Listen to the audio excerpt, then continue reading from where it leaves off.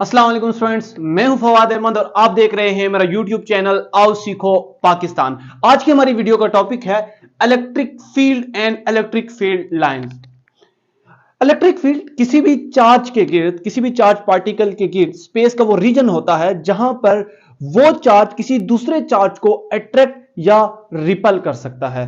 यानी कि आपने आम जिंदगी में एक मैग्नेट को देखा होगा। जिस तरह एक मैग्नेट होता है वो भी किसी स्पेस की खास हद तक किसी दूसरे मेटल को या किसी दूसरे ऑब्जेक्ट को अट्रैक्ट या रिपल कर सकता है। तो जिस तरह वो मैग्नेट का एक खास एरिया होता है जहां तक वो अट्रैक्शन या रिपल्शन की प्रॉपर्टी शो कर सकता है, तो हम उसको कह सकते हैं कि ये उस मैग्नेट की फील्ड है। तो बिल्कुल इसी तरह हम जब इलेक्ट्रिक फील्ड की बात करते हैं तो इलेक्ट्रिक फील्ड स्पेस का वो रीजन होता है एक चार्ज के गिर्द जहां तक वो किसी दूसरे चार्ज को अट्रैक्ट या रिपल कर सकता है।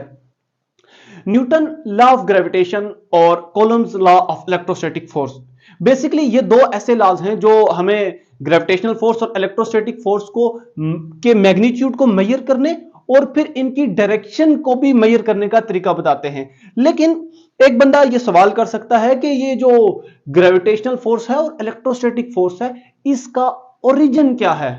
तो भाई इसका जवाब यह है कि कोई भी नहीं जानता कि इन दो फोर्सेस का ओरिजिन इंट्रिंसिकली क्या है।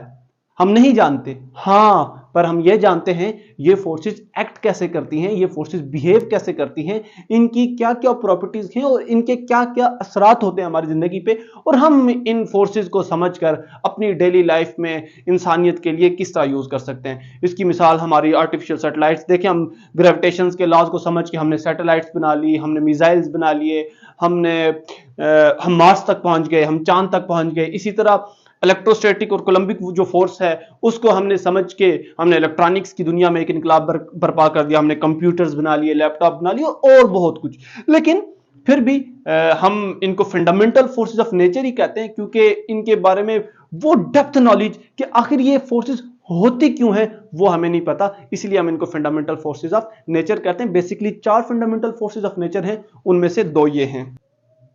ये बात तो हो गई कि इनके ओरिजिन के बारे में किसी को नहीं पता, लेकिन इंसान ये सोचता था कि ये कैसे मुमकिन है, ये कैसे हो सकता है कि दो ऑब्जेक्ट्स जो एक दूसरे से डिस्टेंस पे हैं, वो फिजिकली इन टच भी नहीं है, एक दूसरे को टच भी नहीं कर रहे, लेकिन वो एक दूसरे के ऊपर फोर्स लगा सकते हैं। ये एक बहुत बड़ा मुहिम्मा था पिछली 2 सदियों के अंदर, और इंसान इसके बारे में सोचता था कि कैसे मुमकिन है कि जो जमीन है वो चांद से इतनी ज्यादा दूर है, लेकिन जमीन जो है ना चांद पे ग्रेविटेशनल फोर्स लगाती है। हालांकि हमने आम तजर्बे से और आम ऑब्जर्वेशन से यही नोट किया हुआ है कि जिस चीज को हम फोर्स लगाना चाहें तो हमें उसके साथ कांटेक्ट बनाना पड़ता है, उसको हाथ लगाना पड़ता है या उसके साथ किसी भी तरीके से कोई ना कोई फिजिकल कांटेक्ट बनाना पड़ता है। लेकिन ये कैसे मुमकिन है कि दो चार्जेस जो कि डिस्टेंस पे होते हैं एक दूसरे को अट्रैक्ट कर सकते हैं या रिपल कर सकते हैं? इसी तरह जो 2 मैसेज होते हैं जो बहुत डिस्टेंस पे होते हैं फिर भी वो अट्रैक्शन का फिनोमेना शो कर सकते हैं। हम अभी ग्रेविटेशनल ऑब्जेक्ट्स फोर्स की बात नहीं करेंगे या मैसेज की बात नहीं करेंगे, हम बात करेंगे, चूंकि हमारा टॉपिक इलेक्ट्रिक फील्ड से रिलेटेड है तो हम चार्जेस की बात करेंगे। तो सबसे पहले इस चीज को समझने के लिए एक कंसेप्ट, एक थ्योरी पेश की माइकल फैराडे ने। उन्होंने ये कहा कि एक जो चार्ज होता है उसके गिर्द एक फील्ड ऑफ फोर्स होती है, और यही फील्ड ऑफ फोर्स बेसिकली जब उसके इर्द गिर्द कोई दूसरा चार्ज आता है तो उसके ऊपर फोर्स लगाती है। उन्होंने कहा कि एक जो चार्ज होता है उसके गिर्द हमेशा एक फील्ड मौजूद होती है, बेशक उसके पास कोई दूसरा चार्ज मौजूद हो या ना हो। आमतौर पे हम यही समझते हैं कि अगर ये पॉजिटिव चार्ज है तो एक और पॉजिटिव चार्ज लाएंगे तो ये उस पर फोर्स लगाएगा, लेकिन उन्होंने कहा ऐसा नहीं है। ये जो फील्ड ऑफ फोर्स है ये हमेशा इसके इर्द गिर्द मौजूद रहेगी, इस तरह से करके एक खास रीजन तक। उन्होंने कहा कि हम ये पता नहीं कर सकते कि ये जो फील्ड ऑफ फोर्स है कहां तक होती है और कहां तक होगी। हां, अगर हम ये पता करना चाहते हैं कि इसकी फील्ड ऑफ फोर्स कहां तक है और उसका मैग्नीट्यूड कितना है तो हमें एक और चार्ज बाहर से लाना पड़ेगा इस चीज को टेस्ट करने के लिए कि आया कि इसकी जो इलेक्ट्रिक फील्ड है वो किस जगह तक मौजूद है और कितनी स्ट्रांग है। तो हम एक बाहर से जो चार्ज लाते हैं उसको हम Q0 से शो करते हैं और इसको हम बेसिकली टेस्ट चार्ज कहते हैं। और याद रखिएगा ये जो टेस्ट चार्ज होता है Q0 ये हमेशा पॉजिटिव होता है, यानी कि हम इसको पॉजिटिव लेते हैं। ये कोई अगर हम इसको नेगेटिव ले लें तो इसकी फिजिक्स नहीं चेंज हो जाएगी, लेकिन बाय कन्वेंशन हिस्टोरिकल रीजंस की वजह से साइंटिस्ट ने पॉजिटिव ही जो है ना उसको प्रेफर किया। तो आज तक हम भी पॉजिटिव ही लेते हैं इसको, ताकि हमारी स्टडीज आसान हो सके। कुछ चीजें सिर्फ फिजिक्स को समझने के लिए, आसानी के लिए इस्तेमाल की जाती है, कन्वेंशन यूज की जाती है। तो ये उन्हीं कन्वेंशन में से एक कन्वेंशन है। उन्होंने बताया कि जब भी आप एक चार्ज Q0 को यानी कि एक टेस्ट चार्ज को इसके इलेक्ट्रिक फील्ड के अंदर जो ही लेके आएंगे तो इस पे एक फोर्स लगेगी। और उन्होंने ये बताया कि वो फोर्स अगर आप मेजर करना चाहें तो वो F is equal to Q0 E होगी। यानी कि Q0 से मुराद ये चार्ज जो टेस्ट चार्ज है, और F से मुराद जो इस पे फोर्स लगेगी, और E से मुराद जो इलेक्ट्रिक फील्ड है। अब जरा यहां से अगर मैं इलेक्ट्रिक फील्ड को फाइंड करना चाहूं तो E is equal to F over Q0 होगा। हम ये जानते हैं कि ये दो चार्जेस हैं, तो दो चार्जेस के दरमियान में कॉलम्स की फोर्स लगती है। तो यहां से हम यूं कर सकते हैं कि Q0, वहां पे हमने Q1 Q2 किया था, लेकिन यहां पे ये चार्ज चूंकि Q है और ये चार्ज Q0 है तो हम Q0 यूज करेंगे, डिवाइडेड बाय इनके दरमियान में जो डिस्टेंस है वो R है, तो हम इसको R स्क्वायर करेंगे। और ये जो 1 Q है ये मल्टीप्लाई बाय 1 ओवर Q0 आ जाएगा। ये Q0 इस Q0 के साथ कैंसिल हो जाएगा, तो अल्टीमेटली हमारे पास E की जो वैल्यू आ जाएगी E इज इक्वल टू के Q ओवर R स्क्वायर आ जाएगी। ये बड़ा इंपॉर्टेंट रिजल्ट है। जैसा कि मैंने आपको बताया था कि माइकल फैराडे ने ये कहा था कि जो इलेक्ट्रिक फील्ड है वो इस पे डिपेंड ही नहीं करती कि कोई दूसरा टेस्ट चार्ज उसकी फील्ड के अंदर मौजूद है या नहीं, वो हो या ना हो, इलेक्ट्रिक फील्ड एग्जिस्ट करेगी। जरा आप इस इक्वेशन से देख सकते हैं, देखें यहां पे इलेक्ट्रिक फील्ड का होने के लिए क्या चीज जरूरी है, ये Q जरूरी है, यानी कि ये वाला चार्ज होना जरूरी है। अगर ये चार्ज होगा तो इसके गिर्द हमेशा इलेक्ट्रिक फील्ड एग्जिस्ट करेगी, बेशक ये Q0 कोई दूसरा चार्ज इसके इर्द गिर्द मौजूद हो या ना हो। अच्छा, एक और चीज, जो इलेक्ट्रिक फील्ड होती है वो एक वेक्टर क्वांटिटी होती है, और वेक्टर क्वांटिटी का मतलब उसकी कोई ना कोई डायरेक्शन होगी और उसका मैग्नीट्यूड भी होगा। तो ये जो इलेक्ट्रिक फील्ड है इसकी डायरेक्शन हमेशा इस फोर्स के अलोंग होगी, जिस डायरेक्शन में फोर्स होगी उसी डायरेक्शन में ये इस इलेक्ट्रिक फील्ड की डायरेक्शन भी होगी। अब ये हमने समझ लिया कि इलेक्ट्रिक फील्ड क्या होता है। इलेक्ट्रिक फील्ड किसी भी चार्ज पार्टिकल के गिर्द वो रीजन होता है स्पेस का जहां पर वो किसी दूसरे चार्ज पार्टिकल को अट्रैक्ट या रिपल कर सकता है। तो अब हम चलते हैं इलेक्ट्रिक फील्ड लाइंस की तरफ, और हम समझते हैं कि इलेक्ट्रिक फील्ड लाइंस क्या होती है।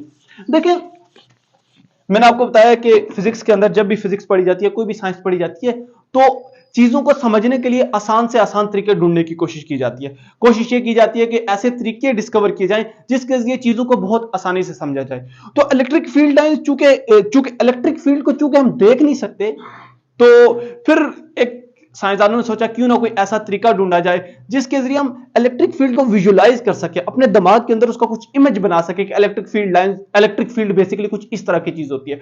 तो उस वक्त फिर इलेक्ट्रिक फील्ड लाइन का जो है ना कंसेप्ट जो है ना लाया गया। और इलेक्ट्रिक फील्ड लाइन का कंसेप्ट कैसे आया जरा मैं आपको बताता हूं। अब जरा इस एक चार्ज को देखें, ये एक पॉजिटिव चार्ज है।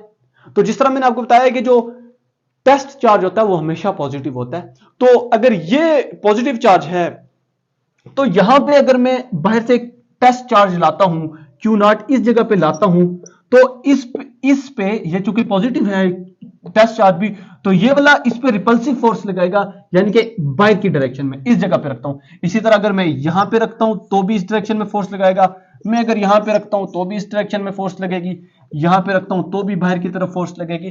तो बाय कन्वेंशन ये समझा गया और बताया गया और इसको इसी तरह से लिया गया कि जो पॉजिटिव जो है चार्ज है वो टेस्ट चार्ज पे बाहर की तरफ अपने से दूर फोर्स लगाता है। तो यही वजह है कि उन्होंने कहा कि बाय कन्वेंशन जो इलेक्ट्रिक फील्ड लाइंस हैं वो पॉजिटिव चार्ज से आउटसाइड रेडिएट करती हैं, यानी कि electric field lines positive charge से बाहर की तरफ जाती हैं। ठीक है, यानी कि इलेक्ट्रिक फील्ड लाइंस जो एक पॉजिटिव चार्ज होता है उससे यूं बाहर की तरफ होती है।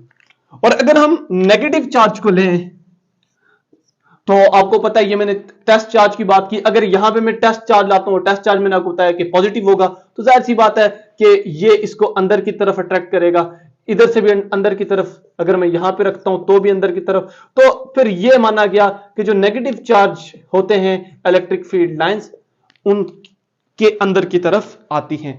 यानी कि ये एक रिजल्ट निकल आया हमारे पास कि हमेशा जब भी हम फिजिक्स पढ़ेंगे तो हम ये अज्यूम करेंगे कि electric field line negative charge के अंदर की तरफ आती हैं और पॉजिटिव चार्ज से बाहर की तरफ जाती हैं। अब ये electric field lines different scenarios में डिफरेंटली बिहेव करती हैं।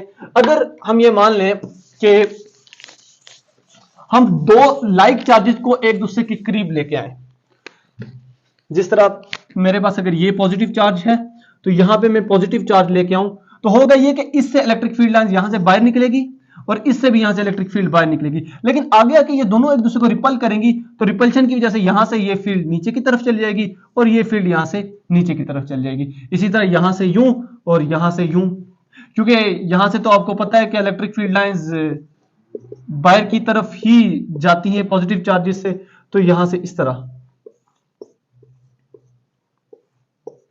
तो यानी कि क्या बात समझ आई, यहां से बात यह समझ आई कि इलेक्ट्रिक फील्ड बेसिकली इस दरमियान वाले रीजन में जीरो हो जाएगी। और इलेक्ट्रिक फील्ड जीरो होने का मतलब यह है कि अगर मैं यहां पे कोई और चार्ज ले भी आता हूं, कोई टेस्ट चार्ज ले आता हूं, तो उस पे ये दोनों चार्जेस ना फोर्स ऑफ अट्रैक्शन लगा सकेंगे ना रिपल्शन, कुछ भी नहीं, उसको फील ही नहीं होगा कि यहां पे उसके इर्द गिर्द कोई चार्जेस पड़े हुए हैं। यानी कि इस जो रीजन है इसको हम जीरो फील्ड रीजन भी कहते हैं। यहां पे अगर मैं पॉजिटिव की जगह नेगेटिव भी ले आऊं तो भी सिनेरियो कुछ इसी तरह का बनेगा। और अगर मैं अपोजिट चार्जेस ले आऊं तो फिर क्या होगा, अगर मैं अपोजिट चार्जेस ले आऊं, यहां पे पॉजिटिव ले आऊं, यहां से नेगेटिव ले आऊं, तो इलेक्ट्रिक फील्ड लाइन यहां से निकलेंगी, सीधी नेगेटिव की तरफ जाएंगी, और ये जो दरमियान वाला रीजन यहां से तो सीधी स्ट्रेट जाएंगी, लेकिन यहां से यूं करके ये आगे चली गई, लेकिन इसके अंदर जाएगी। इसी तरह ड्राइंग इतनी अच्छी नहीं है लेकिन कंसेप्ट समझना इंपॉर्टेंट है। ठीक हो गया, इस तरफ से ना भी ड्रा करें तब भी ठीक है। यानी कि इलेक्ट्रिक फील्ड लाइंस यहां से निकलेंगी, पॉजिटिव से निकलेंगी, क्योंकि हमने पीछे पढ़ चुके हैं इलेक्ट्रिक फील्ड लाइन पॉजिटिव से निकलती हैं और नेगेटिव के अंदर जाती हैं। तो इस तरह का सिनेरियो कुछ बनेगा। तो आप जरा देखें कि यहां से हम कुछ रिजल्ट्स निकाल सकते हैं, और वो रिजल्ट्स ये हैं कि इलेक्ट्रिक फील्ड लाइंस हमेशा पॉजिटिव चार्ज से निकलेंगी और नेगेटिव चार्ज के अंदर जाएंगी। पहला रिजल्ट ये निकल सकता है। दूसरा रिजल्ट ये निकलेगा कि इलेक्ट्रिक फील्ड लाइंस जहां पर पैरेलल होंगी वहां पे इलेक्ट्रिक फील्ड यूनिफॉर्म होगी। जिस तरह आप देख सकते हैं कि ये वाला जो रीजन है, यहां पर इलेक्ट्रिक फील्ड लाइंस पैरेलल है, तो इसका मतलब यहां पर जो है ना, इनकी जो इलेक्ट्रिक फील्ड है वो बेसिकली यूनिफॉर्म होगी। इसी तरह जहां पर इलेक्ट्रिक फील्ड लाइंस के दरमियान में स्पेसिंग ज्यादा होगी, जिस तरह ये वाली जगह है स्पेसिंग ज्यादा होगी, वहां पे इलेक्ट्रिक फील्ड वीक होगी, और जहां पर इलेक्ट्रिक फील्ड लाइंस के दरमियान में स्पेसिंग कम होगी वहां पे इलेक्ट्रिक फील्ड लाइंस की स्ट्रेंथ ज्यादा होगी। अब एक और चीज जो इंपॉर्टेंट है जो यहां से हम जिसका रिजल्ट निकाल सकते हैं, और वो ये है कि इलेक्ट्रिक फील्ड बेसिकली एक वेक्टर क्वांटिटी है, तो कभी भी दो इलेक्ट्रिक फील्ड लाइंस एक दूसरे को क्रॉस नहीं कर सकती। कभी भी ऐसा नहीं हो सकता कि एक इलेक्ट्रिक फील्ड लाइन यहां से यूं जा रही है तो दूसरी यूं जा रही है। इलेक्ट्रिक फील्ड लाइंस एक दूसरे को क्रॉस नहीं कर सकती क्योंकि ये एक वेक्टर क्वांटिटी है। उसके अलावा एक और चीज, अगर आप किसी भी पॉइंट पे इलेक्ट्रिक फील्ड लाइंस के इलेक्ट्रिक फील्ड फाइंड करना चाहें तो आप उस जगह पे टेंजेंट ड्रॉ करेंगे। अगर आप इस पॉइंट पे इलेक्ट्रिक फील्ड फाइंड करना चाहते हैं तो आप यहां पर टेंजेंट ड्रॉ करेंगे, और टेंजेंट इस तरह ड्रॉ होगा, यानी कि यहां पे इलेक्ट्रिक फील्ड की जो डायरेक्शन होगी वो ये होगी। इसी तरह अगर आप इस पॉइंट पे इलेक्ट्रिक फील्ड की को फाइंड करना चाहें तो यहां पे आप टेंजेंट ड्रॉ करेंगे और उसकी डायरेक्शन आपको मिल जाएगी कि इलेक्ट्रिक फील्ड की डायरेक्शन क्या होगी। तो आज के इस लेक्चर में हमने यह सीखा कि इलेक्ट्रिक फील्ड क्या होता है और उसके बाद हमने ये सीखा कि इलेक्ट्रिक फील्ड लाइंस का कंसेप्ट क्या होता है। उसके बाद हमने ये भी देखा कि लाइक चार्जेस हूं तो इलेक्ट्रिक फील्ड किस तरह बनती है, और अगर अनलाइक चार्जेस हूं तो इलेक्ट्रिक फील्ड किस तरह बनती है। और उसके बाद हमने कुछ इलेक्ट्रिक फील्ड की कुछ प्रॉपर्टीज पढ़ी हैं, वो भी आपने देख ली है। तो उम्मीद है कि आपको आज की हमारी वीडियो पसंद आई होगी। अगर आपको आज की हमारी वीडियो पसंद आई है, please do like, subscribe our channel and comment करना तो बिल्कुल ना भूलिएगा। इजाजत दीजिए, अल्लाह हाफिज।